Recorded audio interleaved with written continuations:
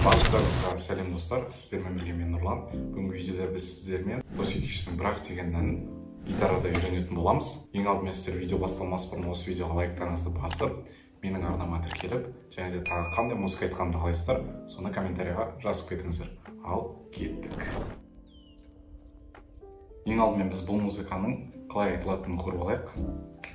Жаңбырдың жерге жетпей ұрғағаны, айлы түн ұйқымды ұрлағаны, алтын көріп періштенің құлағаны. Былайша қарап тұрсақ өте қатты қиындық жоқ. Енді біз сіздермен ең алғашқы аккордтарын үйренетін боламыз. Ең алдымен бізге керек аккорд біріншісі ол С аккорды.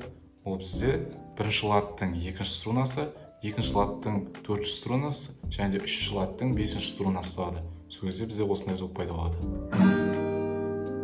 Келесі кезекте бізде Е аккорды. Ол бізде бірінші ладтың үшінші струнасы, екінші ладтың төртінші және де бесінші струнасы болады. Сол кезде бізде осылай пайда болады. Келесі аккорд бізде базовый аккорд АМ аккорды. Ол бірінші ладтың екінші струнасы, екінші ладтың үшінші струнасы және де төртінші струнасы болады. Сол кезде бізде осындай звук пайда болады. Ең соңғы аккорд бізде F аккорды. Ол яғни барремен ойнайтын боламыз. Бірінші осылай ұстаған бойда бізде екінші ладта үшінші струна, үшінші ладта төртінші және де бесінші струнасы болады. Сол кезде бізде осындай звук пайда болады. Келесі кезекте бізде қағысы төмен, төмен, жоғары, жоғары, төмен, төмен, жоғары, төмен, жоғары. Ал достар, мінекей біз қағысы мен аккордтарын толықтай үйреніп алдық.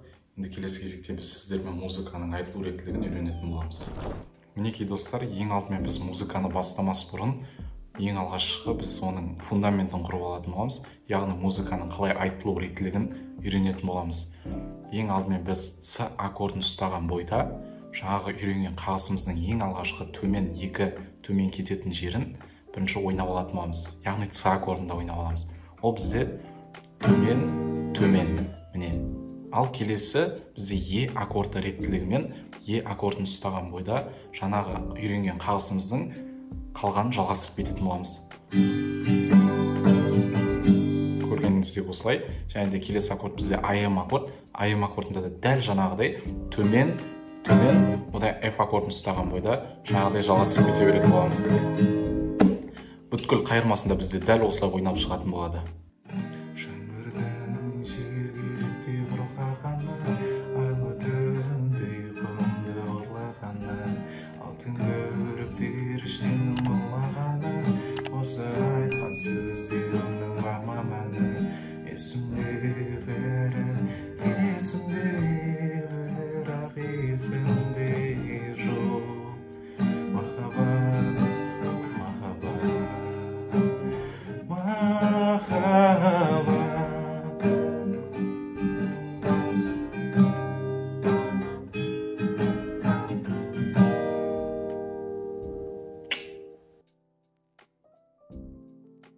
Ал мінекей достар, біз өзіміздің музыкамызды толықтай үйреніп аяқтап шықтық.